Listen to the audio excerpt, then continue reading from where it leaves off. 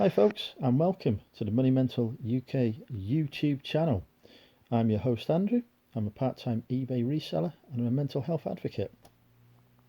Today I thought I would talk to you about how I have more than doubled the turnover on my eBay business and substantially increased the profit as a result.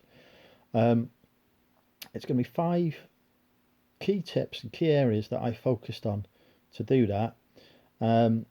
And basically, I took a business that was turning over a couple of grand a month up to one that's pushing 5k a month turnover, which now enables me to live a comfortable lifestyle and gives me has given me the ability to rent a massive office to move into as well.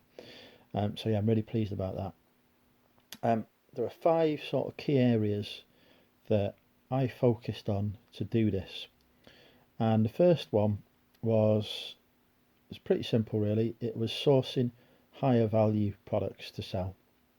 In the past I used to source and sell a lot of media which I would buy in bulk very cheaply, sell quickly and make money on, and I'd be making in terms of return on investment really good return on investment on all of them. We're talking 1000% return on investment sometimes, but the actual monetary value of what was selling was usually only a few pounds. So even though consistent sales were coming in and those that it was generating, as I say, a really good markup and a good profit, the overall turnover figure was still around the 2k mark, simply because those items were lower value. So I started sourcing higher value items, paying up a bit more for stuff, but knowing that the prices that I would be able to command on eBay for these things would be a lot higher. So now my business model has moved more towards focusing on items that might cost me £10 or £20 but will sell for £40, £50, £60 on upwards. Gives me a bigger profit in terms of pounds and pence, not necessarily a bigger return on investment, that's probably a lot lower, but actual physical money that's coming in and profit that I'm making is a lot higher than it was. The second thing I did was actually change the products I'm sourcing in terms of moving more towards new stuff. I've noticed that particularly during the recent situation that's been occurring globally, that there's a lot more people coming to online marketplaces such as eBay and Amazon, a lot more customers, but those customers seem to be looking, in my experience, for brand new products that they would normally buy in a retail store that they no longer feel perhaps comfortable in going to, or that retail store has not opened as a result of the restrictions, or they just don't want to face a massive queue to get in there. So I've moved towards a lot of what's called retail arbitrage, where I buy products in retail stores and sell them online for a higher price than that retail store charges. And that's worked very well for me, although it is a very difficult business model to get into and make a profit on. And it has taken me 2 years of hard work and hard graft to work out how to really capitalize on that type of sourcing. The third thing that I did was basically upped the amount of time I spent listing by reducing the amount of time I spent sourcing.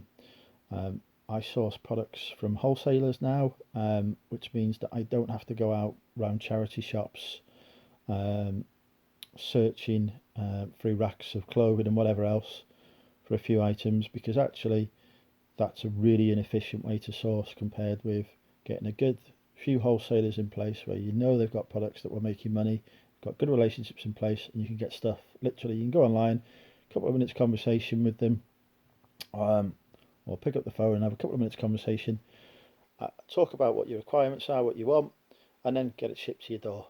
It's so much easier and quicker, and that means that I can now start listing a lot more stuff and a lot more consistently. I'm finding that to trigger a decent amount of sales on eBay, if I'm listing 15 items a day on eBay each day, that really does seem to make a difference to how many sales I get. So that was point number 3. Point number 4 is about having a backlog as well of stuff to work through. There's no point trying to list 15 items a day if you haven't got that much stock. There's also the argument that I have is that with my backlog, within it, there's quite a lot of items that I know from personal experience will flip quite quickly. So if I'm finding that I'm seeing a downward trend in sales, I will pull out a few of those quick flipping items from the backlog, put them on, and that'll start pushing up the sales figures. And I also personally find that if you start getting a couple of sales through, eBay seems to like that, and you end up generating some more sales as well, which again, I think helps.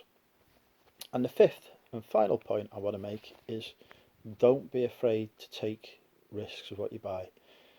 There is products that I'll pick up that actually I end up selling for no profit or a loss because the market has changed or the market's been flooded with that particular product and the value has driven down.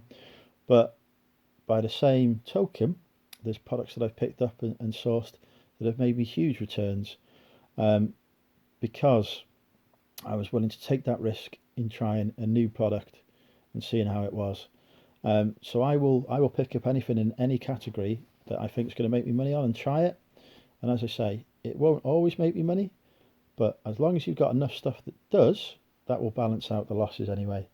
I would say that 98 to 99% of what I sell makes a profit of some description. 1 or 2% might be break even or make me a slight loss. But because of the money I'm making on all the rest of those items, the risk is mitigated by that income that's coming in. It's also worth taking risks with new sourcing options this year.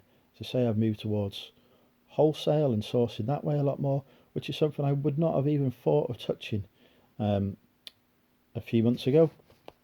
But since I've done that, since I've gone into that arena, I've seen some really good returns, some really good profits, and I've had some really good items come through that I would not have been able to source otherwise. So it's all about being prepared to put yourself out there, take risks, exploring new avenues and seeing what happens. Anyway, those are my 5 key points in terms of how I improved and more than doubled my turnover and my profits along the way. If you've had any suggestions or thoughts about how you've done similar or how you would like to try to do similar, please put a comment in below. I do read and reply to all the comments, and I'd be interested to hear your feedback. Otherwise, don't forget to give this video a like, don't forget to hit the subscribe button down below and the bell to be notified when my next video comes out, and I'll see you all soon. Bye for now, folks.